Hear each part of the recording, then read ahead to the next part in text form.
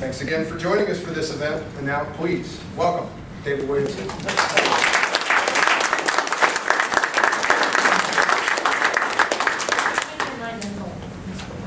Thanks, Dave. I was very, very kind, and I should have left sooner because you guys have done a great job with this. What is the name of the group again? Suncoast Skeptics. Since I left, you know, he started with an invocation. Did you notice that? Yeah. How many did not notice that? Come on, just let me. I want to get a good idea who didn't think about it as an invocation. Okay, about a third of you.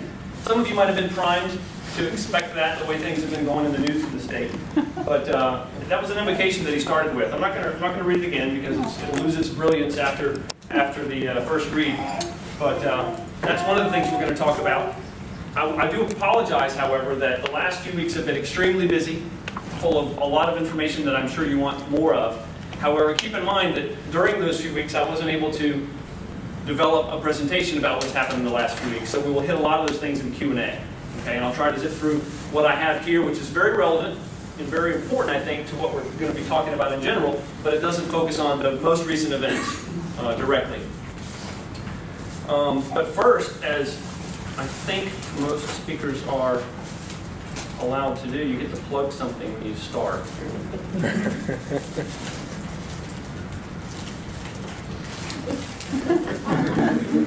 Oh, atheists, humanists, and skeptics converged on Orlando.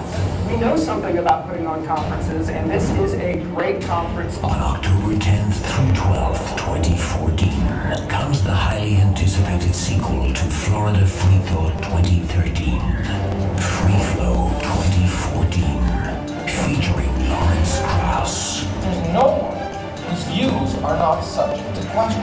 Admission includes a screening of the Unbelievers documentary, followed by a Q&A with Lawrence Krauss and producers Gus and Luke Hallward. People shouldn't be threatened by science. If you confront a belief they have and show them immediately that they can see for themselves as crazy, then they remember it. If you thought last year's conference was thrilling, then buckle up and prepare yourself for the ride of your life. Belief in specific gods has to be taught. We have to allow our students to be exposed to all different ways of thinking. It's time to realize and embrace the privilege of being alive right now. Free Flow 2014, a Florida Humanist Association production.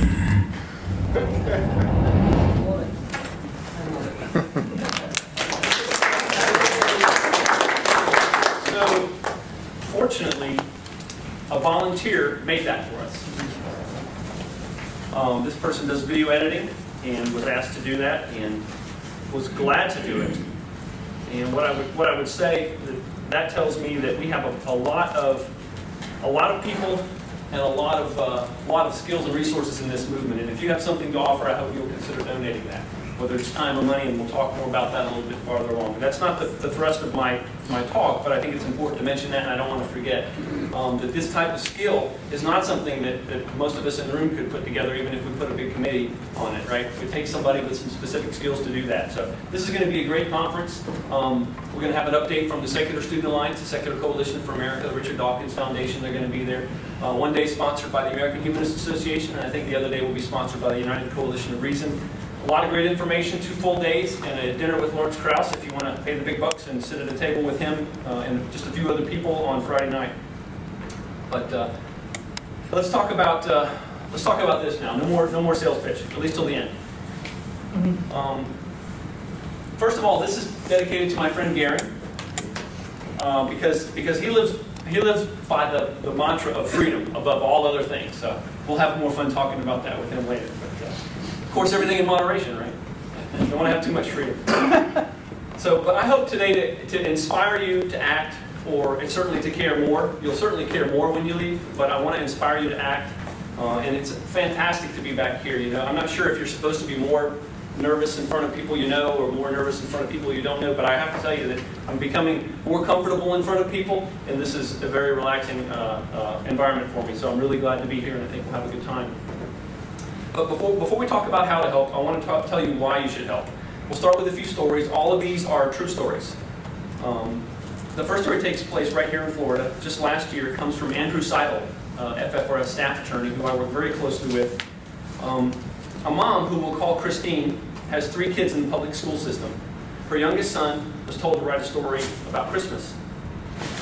In this story, the child changed the word Christmas to Xmas and was reprimanded by the teacher for Xing Jesus out of his birthday. Mind you, this was elementary school, and this child is in 2nd grade.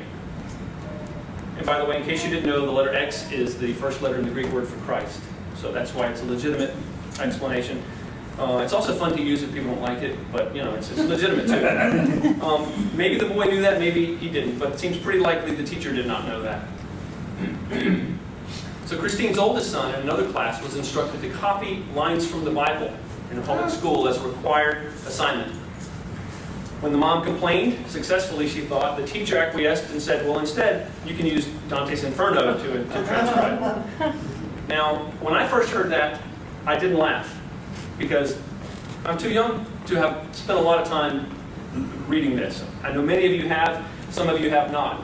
But the joke here is Dante's Inferno is one of the parts of the Divine Comedy that talks about hell, so that's why it's appropriate. This way the teacher said, he knows what awaits people like him. This is a 5th grader she's talking to, telling him he's going to hell in public school. The daughter of the family got her share as well. She didn't deserve to have her head bashed against a concrete wall, but that's what she got. The other kids told her she was a witch for not believing in Jesus, and because of that, she should be burned alive. So the teacher and the students, gang piling here. Christine's youngest son, who was mentioned before, the one who knows Greek better than the teacher, he was also confronted by his classmates on the playground. They said they were going to cut off his fingers and his toes and gouge out his eyes and hang him until he admitted that Jesus Christ was his Lord and Savior. So what did the school do to remedy this? Nothing. Nothing was done when Christine complained to the school. Nothing was done when the mother of 3 bullied and threatened kids went to the sheriff's office for help. The sheriff said, go back to the school, there's a safety officer there, and we have these in all Florida schools. No one could help in the school, no one to help in law enforcement, not even the deputy assigned to the school. So that's when Christine contacted the Freedom from Religion Foundation. The attorneys were quite upset to hear this story. Even retelling it upsets me. As soon as the letter from FFRF made it to the school, the principal seemed eager to get involved and recognized that a problem existed. Nothing like an attorney to send you a letter making you snap to attention. I cherish my attorney friends, by the way. They're very insightful, very helpful. So FFRF's letter was very strongly worded. Suddenly, even the superintendent was involved. He met with and spoke to the teachers in every single class. He made it clear that no religious instruction could occur and that bullying was absolutely unacceptable. Now that's not enough, but that's a start, right? You hear about a lot of anti-bullying programs, but what you'll also hear from the religious right is anti-bullying programs. Okay, this is a fact. It's not called that, just like we don't tend to use other words to describe other groups that what they would use to describe themselves, but anti-bullying campaigns are a real story. So far, there's been no recurrence, and the family still lives in the area. The next story is about a girl named Nicole Smolkowski. You may have heard about her, but it's been a while since her story was told. She was raised as an atheist, and her family moved to Oklahoma when she was just 13. She was an athlete, 2-sport athlete, played football on the boys' football team, and played girls' basketball. At the end of the basketball game in her first season, all the players from both teams gathered at the center of the court to recite the Lord's Prayer. Student-led prayer, absolutely legal. Okay? We'll talk more about that hopefully in the Q&A. In that moment, can you imagine what went through her mind? She just played her first game with a new team, trying to become friends, on top of the standard peer pressure that you have at that age. This is a new environment for her, a new team. She's trying to get the coach to give play time and make sure that the kids pass the ball. It gets deeper than that, though. There's more at stake than just that. What would you have done? I know what most kids do. What she did cost her some of her childhood. She didn't pretend to pray. Instead, she stood up for her beliefs like very few of us do, even as adults. That's her on the right in the YouTube video, standing outside the circle. Legal school prayer. And a non-believer, or a Jew, or anyone who doesn't pray like this, gets to stand here. Here's what she said about this on the ABC TV show 2020 in 2007. I wouldn't pray because it was disrespectful to me and disrespectful to them. Why would they want an atheist to recite the Lord's Prayer?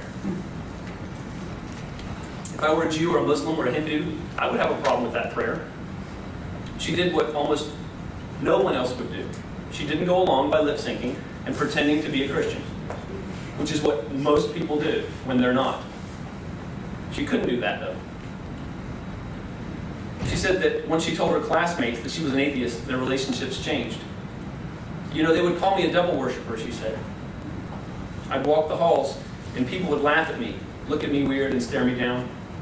Then, according to Nicole, the teachers began harassing her, one going as far to say, you can say it with me, this is a Christian country, and if you don't like it, then get out. Right? I mean, how many weeks have to go by that I see that crap in the newspaper?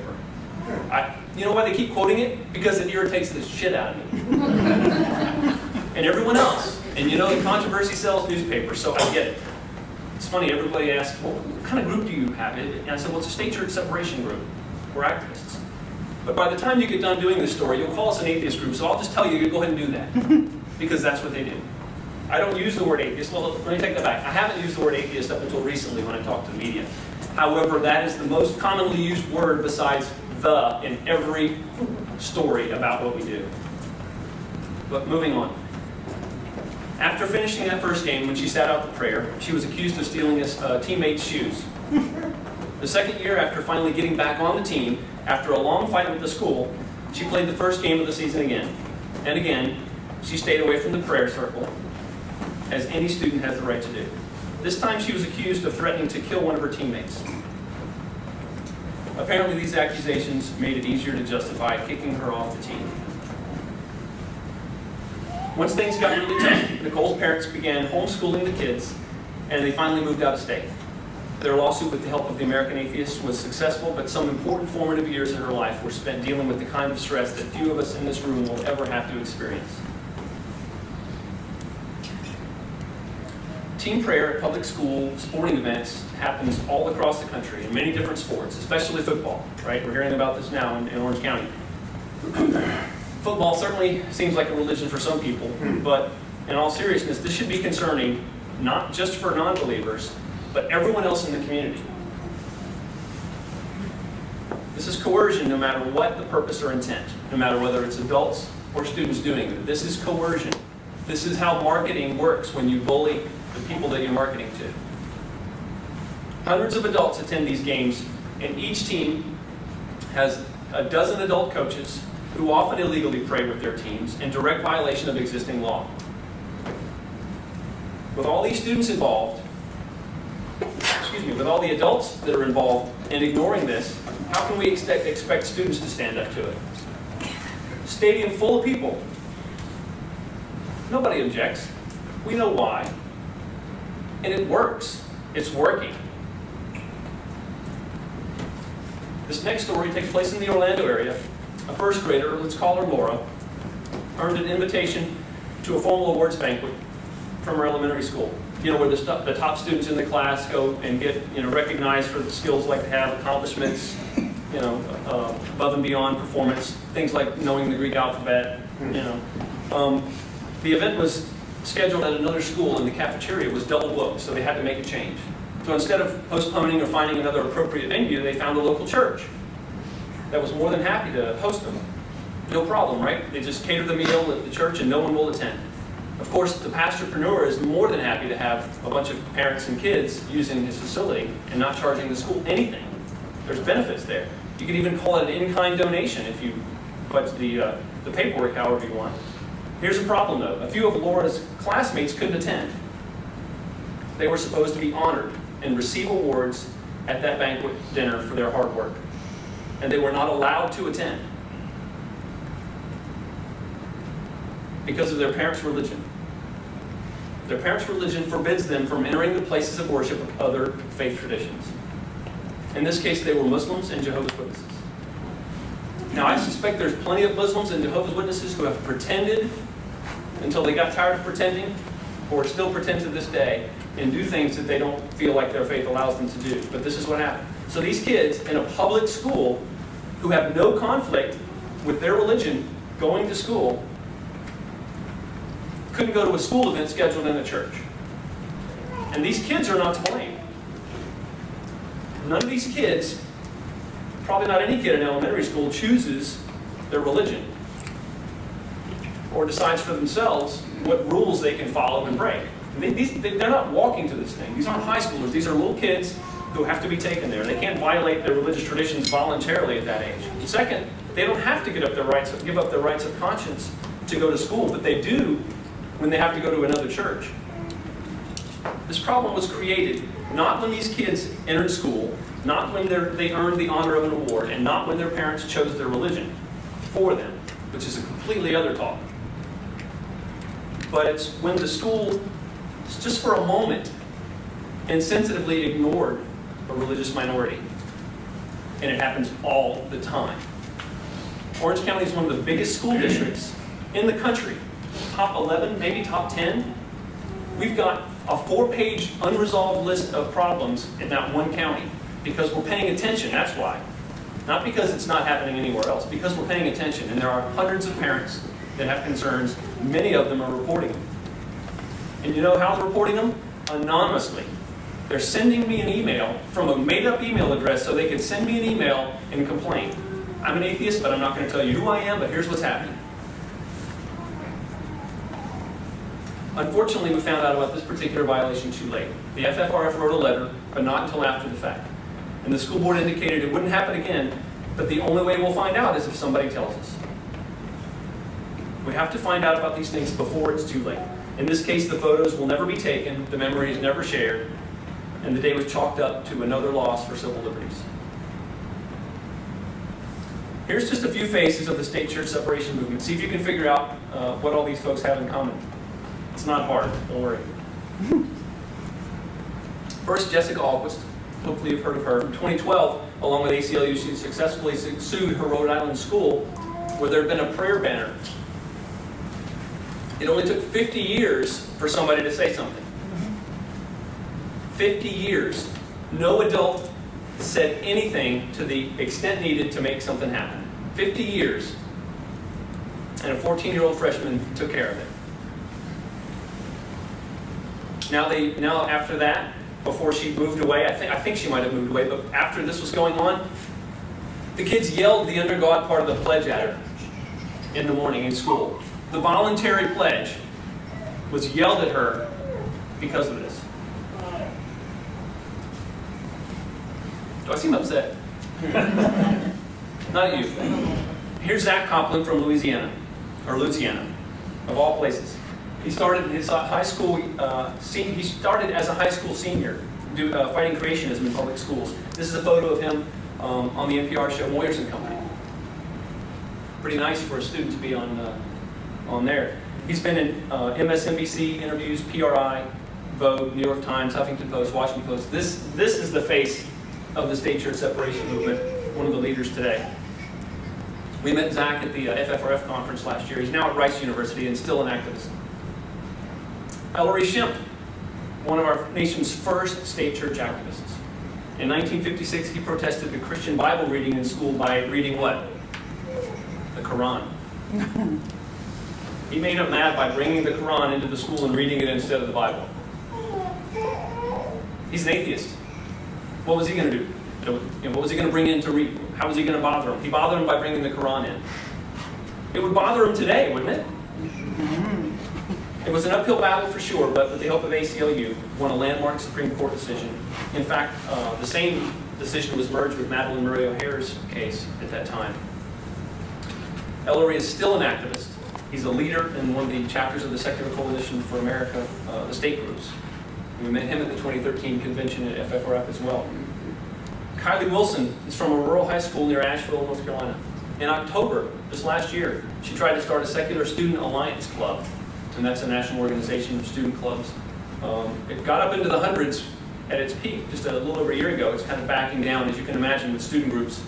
Every year or two, kind of come and go because there's not a lot of longevity like we can develop in off-campus groups. But the club was denied by the school, which it is many times when people say, I want to start a club that's about atheism or secularism or LGBT rights, No, we don't do that. We don't do that kind of stuff here. So within a week, FFRF and ACLU got in touch with the school and said, this is pretty much required. You're going to have to do this. And they were like, yeah, okay, you're right. They got an attorney who finally figured out the law. Within a week, due to the threats and verbal attacks on her and her family, she decided not to start the club. Basically, she was bullied into submission, so the club never got off the ground. Gavin Hunt is currently suing the Missouri high school where he attends, a senior this year, suing his high school.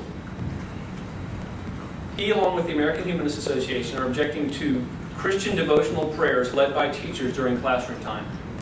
The same stuff that was cleared out of the Supreme Court decades ago, still going on. And we heard about this one. Do you think there's others we haven't heard about, probably? Absolutely. I can't believe this stuff is still happening. And it takes a lawsuit to fix this in some places. Not just a letter from, the local friendly atheist or an organization that's, doing state church activism. A lawsuit. We met him at the American Humanist Association conference where he received an award for his work. Finally, a close personal friend of ours, Dan Koster, founded a secular student alliance at a high school near Orlando about 3 years ago, won an FFRF scholarship for his work with us on the Orange County literature distribution project. So you can tell what these folks have in common, right? Come on. I know there's only 2 people in the A student row. But you guys, what do they have in common? They're students, that's right. Yes. Every single one of them wasn't old enough to vote when they decided to start working in state church activism. However, they're working hard at it. They're on the front lines risking so much for what they believe in, standing up for their own rights and your rights, and the rights of your kids and your grandkids. We celebrate their victories while they mourn their lost friends and lost memories. But they didn't need as much help as we think. They did pretty good without us. It's the ones that aren't reporting, that aren't saying something, that are pretending to be a Christian, that are pretending like they know the Lord's Prayer. And I bet you there's plenty of non-Christians that know the Lord's Prayer at the end of the season. Right?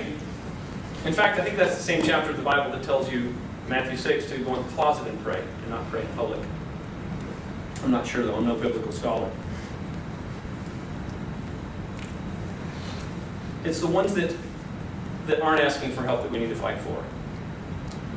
So let's talk about a few of the cases that have been going on. A lot of this is going to be repeat for you, so I'm going to skip through a lot of these things. Religious minorities, pretty much anything other than Christian in most places are going to be the ones with challenges here. Now there are exceptions to that, but in many places, if you're not towing the line, people see you as an outsider. This comes up in actual discrimination cases.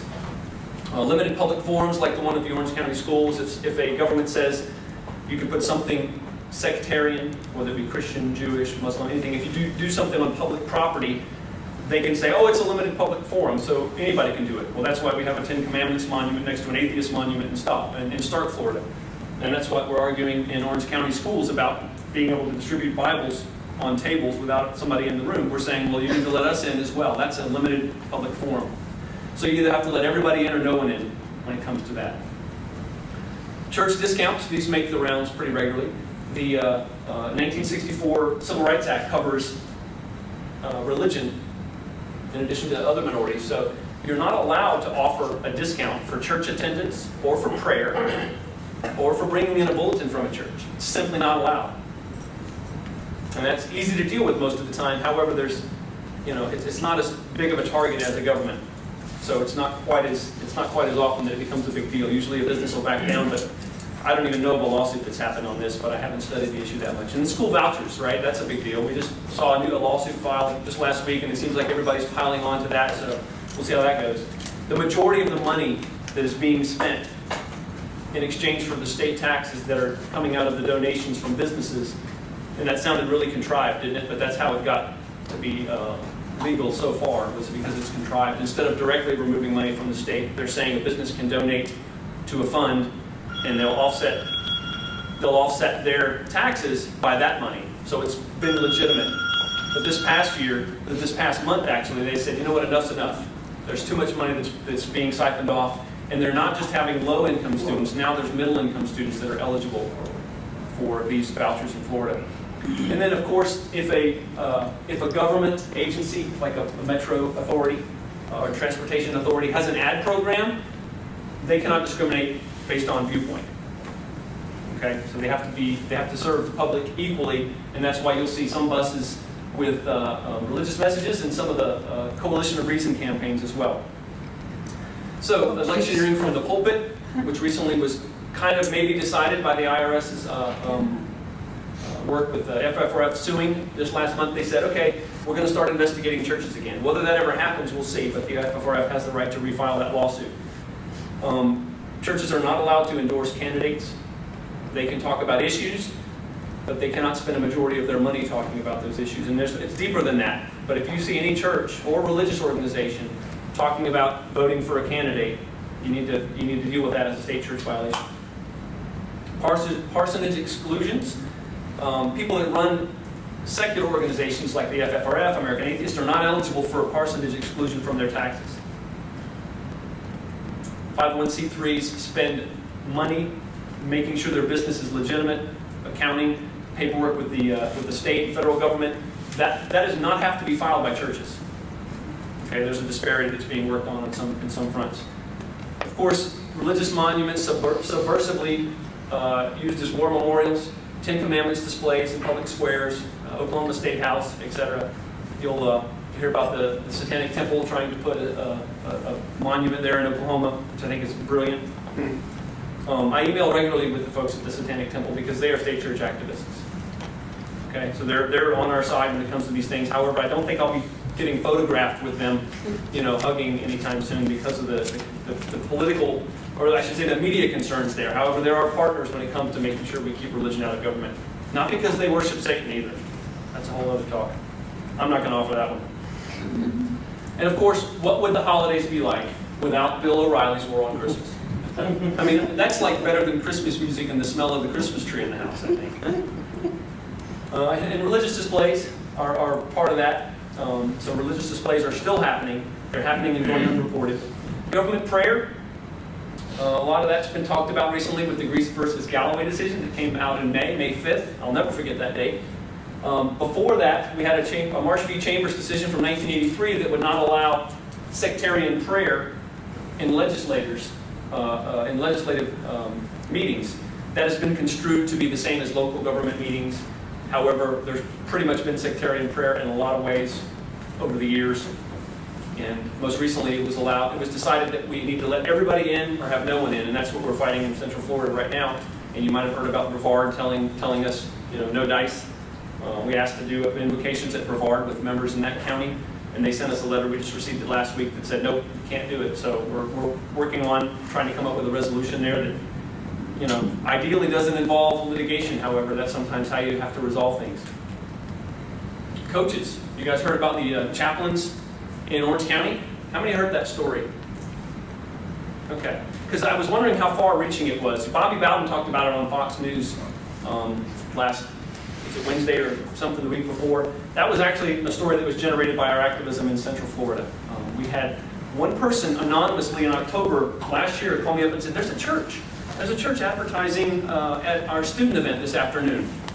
And I couldn't follow up with this person, but I called the school and I said, hey, you guys have an event going on today? What's going on there? And I said, well, do you have a church there? Oh, yeah, the Venue Church. Okay, well, that one call right there caused us to look at their website. And we'll talk more about their website here shortly and some of the things that allowed us to dig into that issue and develop a laundry list of concerns with Orange County Public Schools. That one anonymous phone call. Because someone knew who to call. Right? Invocations. That's probably the biggest, most recent relevant story we're talking about. Oh, graduation, I missed that. Graduation prayer, of course, is not allowed, but it is a sticky wicket when it comes to deciding how to do it, how to enforce it.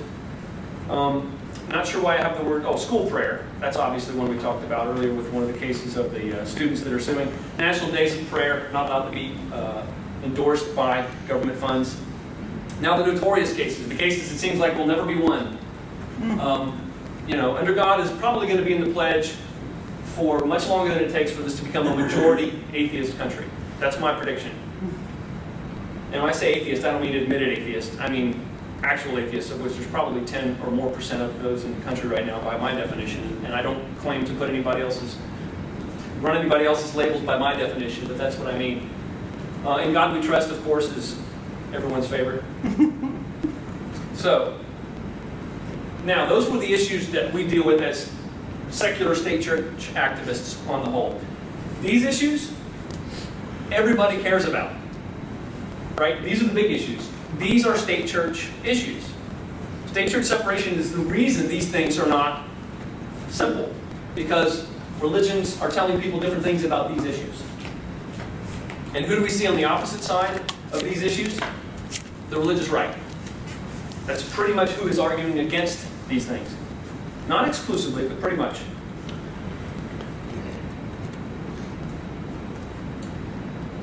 So, I expect many of you have had your lives affected by some of these issues. But the good news is that we can make a difference together.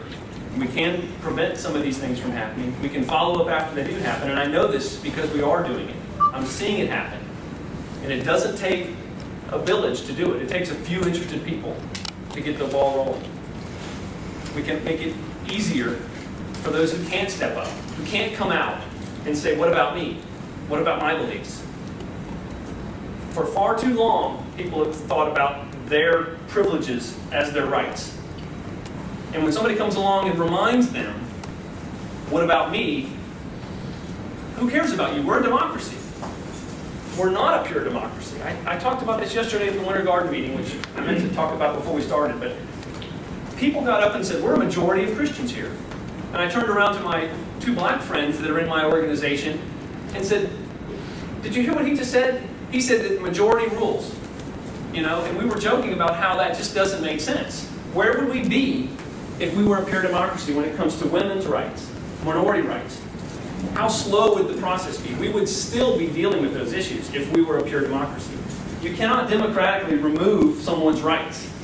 You cannot do it in any other way, including democratically. And when lay people think that because we're a majority of Christians, I say you're a majority of whites too. But you don't dictate to non-whites how it's going to be.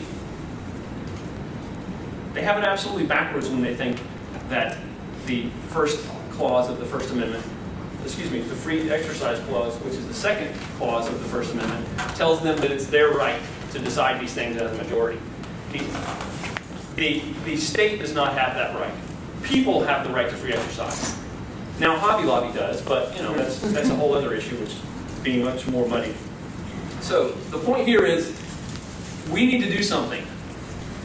We're the ones that are affected, directly affected by this. But we need to make sure that something is being done, because these things affect everybody, and we need everybody to care about it. I feel like I'm lecturing you guys. So let's talk about what we can do. And I apologize, we looked at the bottom, Dave, but we didn't look at the top. So this is State Church Activist Toolkit. If you own a computer, you can help. If you own a car, you can help. If you live near a school or near City Hall, you can help. How many of those do not apply to any of you? All right, there you go. With just 10 minutes a week, you can make a difference. I got to work on that pitch. That could probably work. You have the resources to do this. You want to know why it's so easy nowadays to do state church activism?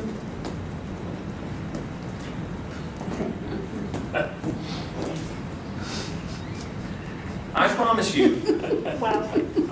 you, the people violating the rules want you to know they're doing it. Okay? Call it PR, call it marketing, getting the word out. They just don't know they're violating the rules, or they don't care. This is what's making the difference right here. Social media. How many of you heard about this on Meetup or Facebook? This is exactly how people are brought to religious observances these days. Even ones that aren't authorized. So, this is my favorite webpage in the whole world. It's such my favorite that I've already screen captured it, saved the HTML and everything. This is a passive Bible distribution at University High School in Orlando. They're allowed to put a table out and put Bibles on it, leave, and come back and refill it, leave, come back and refill it, leave, come back and take it away at the end of the day. Instead, here's what happened. The school sent out the utility vehicle with an employee to the car to get the Bibles. They helped them put them on the table. Here's where the tables are. Here's where students are. They stayed at the table, talked to the students, pictures of the students with their Bibles. See how happy they are. They got a Bible at school. These are two adults at a passive distribution where they're only supposed to have a table there. Social media. Thank you, social media. That was Facebook. Here's Twitter. Lake Brantley, the FCA at Lake Brantley, they went beyond what is allowed by law in regards to promoting the group using staff. However, when I go to the Fellowship of Christian Athletes homepage and you look at their mission, objective, vision, about us, whatever it is, it says right there that they are using staff to build this organization, to promote this. And I'm not talking about at the volunteer level outside the school. I'm talking about in the school. They're talking about how to do it illegally. So, they talked about it on Twitter. Go see the teacher if you want to sign up for the Fellowship of Christian Athletes, whatever it was. They put it right there on Twitter. Right there for us to see. YouTube. Videos posted with team jerseys at Apopka High School with Christian quotes on it from, I think it might have been Corinthians. Prayers being said at different schools.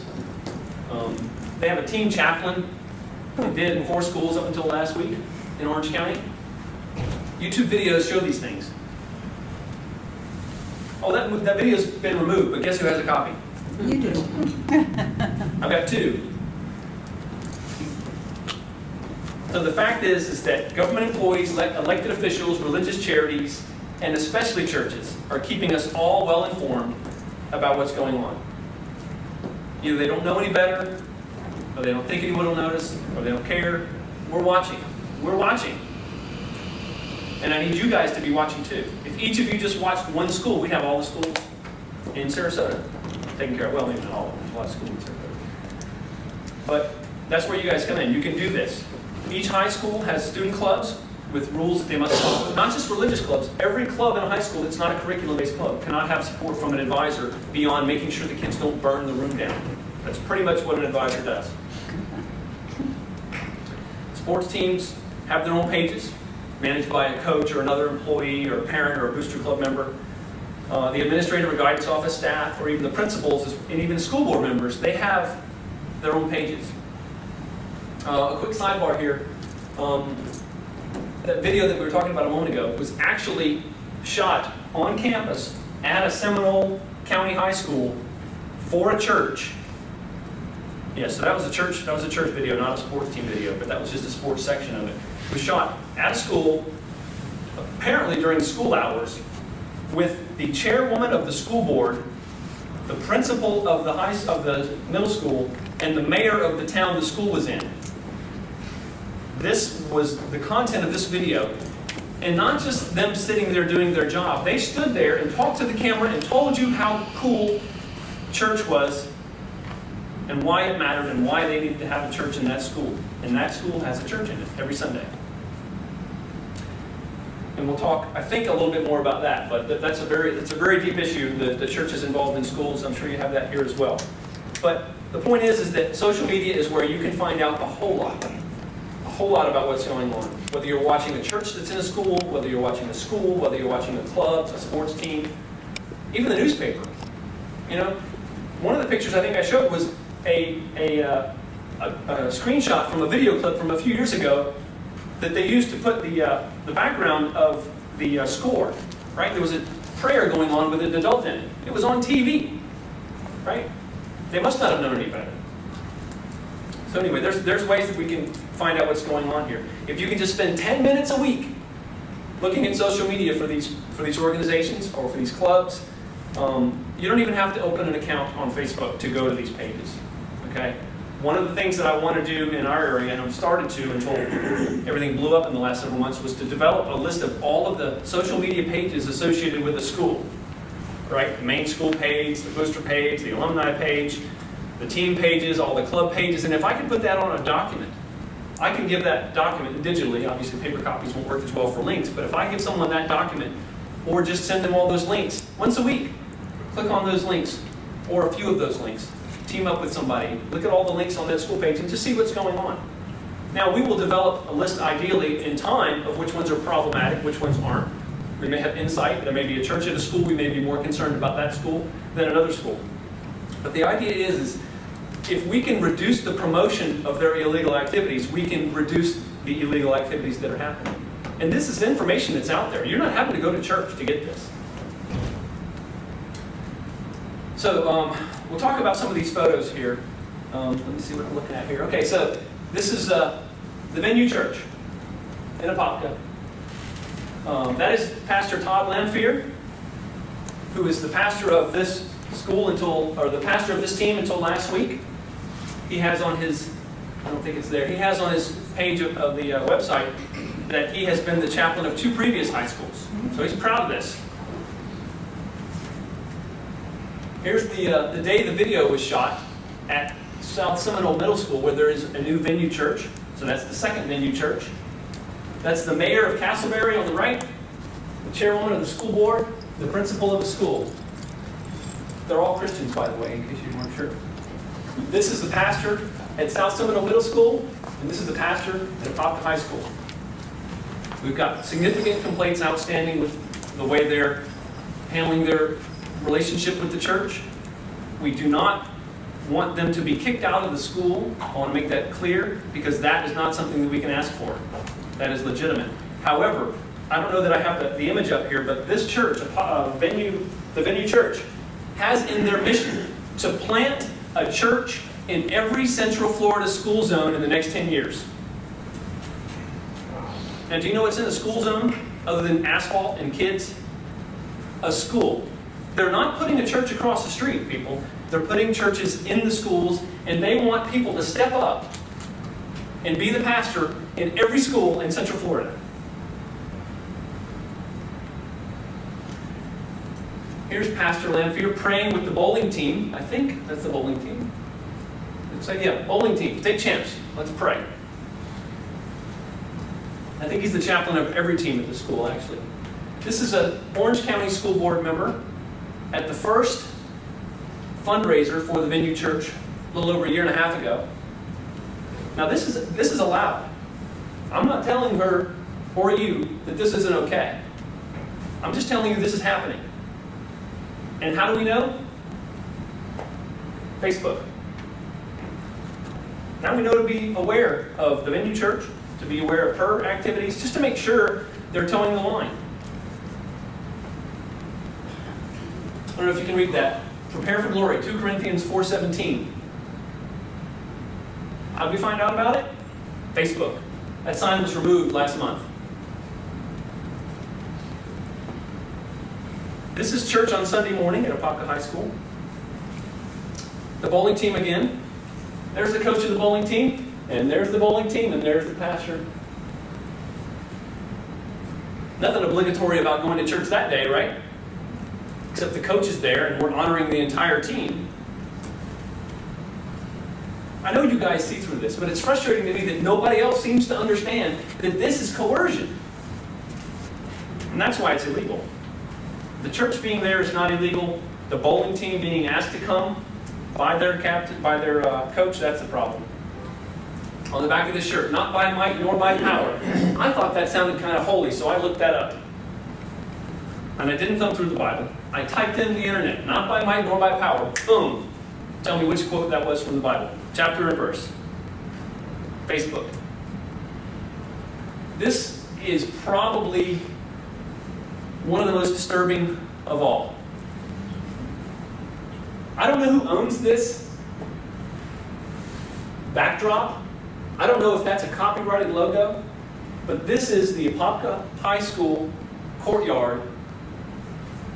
Pastor Todd Lamphere again, another associate pastor, I think there, with the Venue Church sign on. They are using the Apopka High School backdrop behind their baptism photographs. I think you guys are getting to understand why my voice is not quite so nice as it is when we're just chatting over a drink. So, here's a trick. One of the things that Mitch Kale and his wife Holly Huber in Hawaii figured out a while ago was that the churches were not using the facilities in agreement with the amount that was supposed to be paid, and the amount that was supposed to be paid was not that which was agreed upon by the policies of the school in Hawaii. I don't even know how much money. We're talking over $1 million in Hawaii was lost by the schools by renting spaces to religious organizations and churches. And he did a, was it KETAM? Is that right? That's the name of the lawsuit where you can't tell anybody what's going on. A KETAM lawsuit. They researched for months and months and months what was going on with these churches and schools and found out how much they had underpaid. One of the mega churches is already settled. Okay, I need to talk to Mitch. I know his brother, he lives in Orlando. Find out what he did with the money. I'm just kind of curious. Hopefully he donated it to some of the free thought movement and maybe to the schools. But they sued and the church settled, and there are still outstanding parties in that lawsuit. So if we look at when this was posted, now we can't be on Facebook all the time, and I'm not going to have somebody write a script so that I can copy exactly when these things happen. But if we know when this picture was taken or posted, or if they say when it was posted, and let's say they're there at 8:30 that morning, and I go look at their lease, and their lease says we start church at 10 o'clock. That's when you start clocking us in and we start paying the county school board for how much money we should owe. If their lease says they start paying at 10, and they're ready by 10, what's wrong here? We didn't start until 1, or we weren't supposed to start until 1 because we had to set up. If we would have had to pay for this space, we would have started paying at 12:30. They need to start paying before that. I don't know when they've paid, but this is a tool that we can use to determine how much time they're spending there. Are they paying to rent the courtyard of the school after they pay for their 2 hours in the auditorium? Facebook. All this started because someone reached out to me and said, wait a minute, this doesn't seem right. We became a resource in the area. They knew who we were. Or the national organizations knew who we were and said, hey, check into this. If you have children or grandchildren in a school, if you're a teacher, administrator, a volunteer, or have any kind of window into what's going on onto a school campus, that's something that can be exploited for good. If you're a government employee working for the city, county, or state, you have information, insight about what's going on there. We're not talking trade secrets. We're talking about insight into the practices. I know teachers and government employees of all types that talk about prayers and don't want me to do anything about it. They just want me to know what's happening. Wonderful. So I have half a dozen teachers who won't go on record, barely give me their name, and tell me there's a problem. I understand why, but I hate it. I hate it. Oh, invocations, well, let's talk about that in Q&A. So, if you want to know what else to look for, some things that you can keep your eyes open that I don't have fancy photos for is, are you voting in a church? If you voted in a church recently, it needs to not be proselytizing, okay? If there are specific conditions, I can't give you a list of what is and isn't okay. And you aren't allowed to take pictures at a polling place either. So, you've got to take good notes about what you see there, jot it down on a napkin, take a photo with your camera, send it to me. We'll see if we can figure out if there's anything wrong.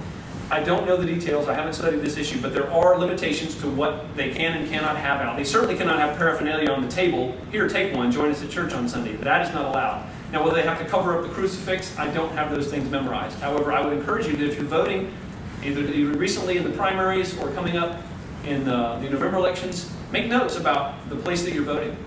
Okay, but don't be taking your phone out and taking pictures of the polling place because they might not like that too much. Not allowed to do that. Religious sentencing. If there are secular options in opposition to the religious 12-step programs, they need to be offering them. Okay, many times all that's available are 12-step programs, which are religious programs.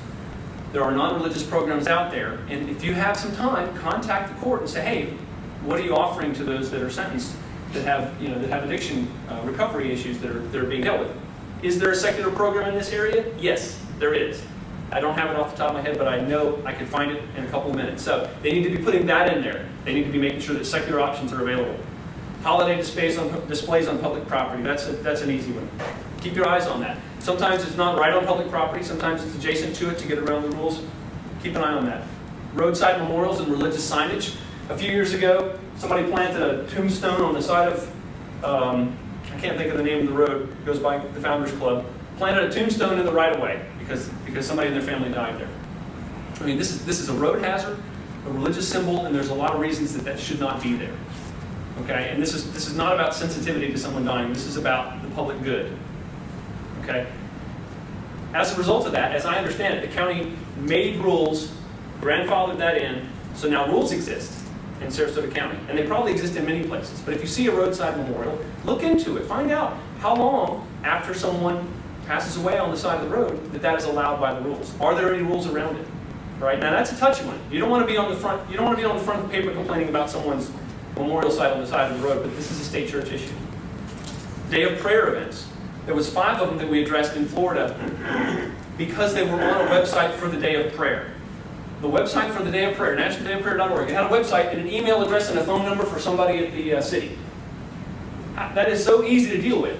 You cannot have a city, state, county email address on the National Day of Prayer website saying, contact us, we've got a Day of Prayer event. You can have different promotional levels. You can have individuals promoting it, but you cannot, as a city, state, or government, promote Day of Prayer events. And you certainly can't have your staff promoting it. Have you had to swear an oath recently? Did you have the option to affirm? There was no mention of God Okay. in the whole thing. Great. It was a poem over. Great. Very good. That's wonderful. They figured that out. It's different depending on whether it's the courts, whether it's a county role that you're playing. Sometimes when you serve on a county committee, you have to serve under oath. Sometimes you don't have to. You do not have to swear. You have the option to affirm. And if it says under God in it and you have to get it notarized, just cross out under God, sign it, make sure the notary knows you did that, and turn it in. Okay? Now, if you want to go one step further, you can say, you should change your practices so that nobody has to modify this form. This is basically an opt-out program for religion as opposed to an opt-in program, and that's a problem. Leasing of government facilities, we touched a little bit on that. But there are rules around how that's done. There are different tiers of who can pay what rate and who can't. So what can you do? Come out. Hopefully everybody knows what I mean. Come out. Let everybody know what you believe, what you don't believe, when it's safe to do it. Offer your time, if you have it. Offer your skills, if you have them. If you can't come out, if you can't offer time, if you can't offer skills, then join an organization. Support them with more than the minimum donation. If it's an organization that doesn't have dues, pay them anyway. Okay? Because nobody in their right mind is going to turn you down. Right? I'm sure if somebody were to pull out the checkbook today and write a check to the Suncoast Skeptics, David could figure out a way to put that money to good use. So join organizations, donate your money if you don't have the time to donate your time, and make sure that you're coming out publicly. Work together. Wade Matthews was here just telling us about a coalition effort that's going on to work together on state church issues. That is the best way to do this, because if everybody is calling around to find out what's going on and you're doing double duty, if I'm calling the city to find out about the invocation and somebody else is calling it, if we can find 5 people, we can get 5 jobs done well, as opposed to having 15 people doing 3 jobs 3 times. Okay, so the idea is work together, and I'm glad to know that's already happening. Build a reputation. If people have heard of Americans United, if they've heard of FFRF, if they've heard of American Atheists or the Appignani Legal Center at AHA, that's the kind of reputation you want locally. We're building that in Central Florida. Building a reputation will allow you to be that point of contact. Confirm that a violation is actually occurring. About, I don't know, maybe 2 out of 10 times I'll email FFRF and they'll say, this isn't a problem or we need more information. We don't want to run screaming downtown unless we know we have a problem. And there are people out there that do this for a living and can confirm whether there's a problem or tell you exactly what questions to ask, what not to ask, how to talk about it, how to not talk about it, how to use the media, how to not use the media, and when to. Confirm a violation exists before you act. Find out who can fix the problem. You know, if it's a public works department, make sure you're talking to the public works department instead of recreation department. Those types of things. Calling the pros. Before you act, in some cases, even before you contact them, call up FFRF. Call up American Humanist Association. There are 5 attorneys at FFRF, at least 3 interns at all times. There's at least 1 full-time attorney at AHA. And David Diossi is also working there. I'm not sure how much of his time is spent on it. But these folks pick up the phone, answer emails, and will tell you what you need to know. Or resolve to deal with it locally. If something is not a state church violation, but it is simply offensive to everyone that is a religious minority, or any other issue, you can resolve it locally. Okay? There are recourses that you can seek locally. Complain about it privately, in numbers. This is the first I've ever heard of this. I mean, that comes up all the time. No one's ever complained about the pledge before. No one's ever complained about the invocation before. Well, you know what? We don't get burned at the stake anymore when we do it, so we just figured out we might have a chance to change the world now. So people are coming out. The culture is changing. It's becoming more okay. Complain about it privately, in numbers. Complain about it publicly, in numbers. Write letters of opinion in the newspaper. I read the newspaper every single day, and I read 1/2 page of the Orlando Sentinel every single day. I want to hear what people think of the news that our organization is making. Somebody's reading those. Many people are reading those. Many people are writing them, and they've published those that I've written before. Write pieces in the newspaper. People are seeing those op-ed pieces. Get the word out. Share it with your friends. Share it with your other activist friends. Demonstrate. I remember a few years ago, Planned Parenthood had a demonstration downtown, and I participated in it. That was awesome. I made some new friends there.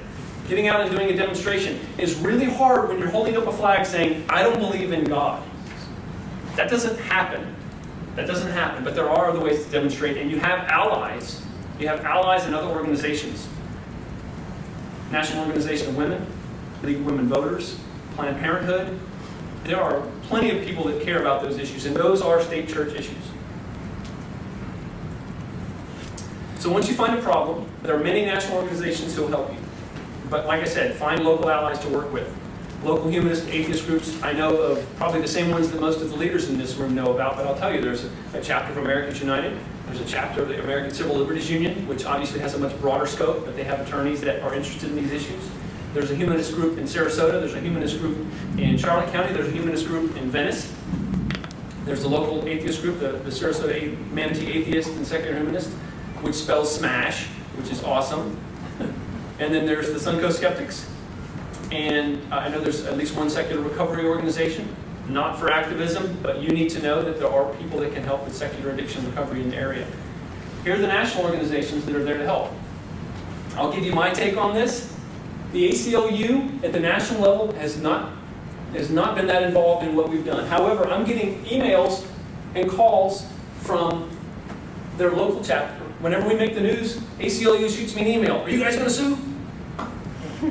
Americans United.